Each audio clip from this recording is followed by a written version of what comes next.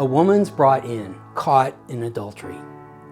They say in our law we're supposed to stone her. What do you say? And they're seeking a reason to accuse Jesus, either of contradicting the law or of being ruthless and killing the woman. But instead, Jesus stoops down and he writes something in the ground.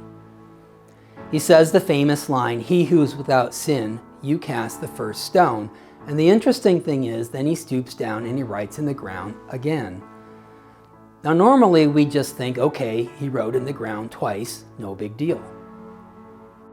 The second way to uncover biblical secrets is to look for a design in the words.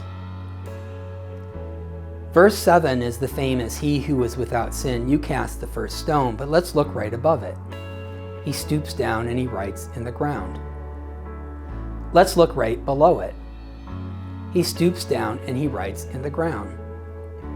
The words have a symmetry to them. I think of it as being like mirrors. The writing above is a mirror of the writing below. This symmetry, or these mirrors, are not a coincidence. Go back to the very beginning of this passage, and what did it start with? A dawning, a light source. Go down to the very end of this passage, which is in verse 12, and what does it say? I am the light of the world, a light source. Zara.com reveals the Bible's design. To see the design clearly, drag the first stone tile to the tray below, and then click Build. This is a new way to explore the Bible through its design. There's a dawning at the top and a light source at the bottom.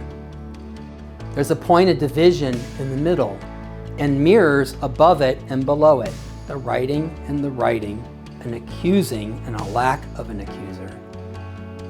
Here's why it matters. Using the design, other passages can be lined up side by side.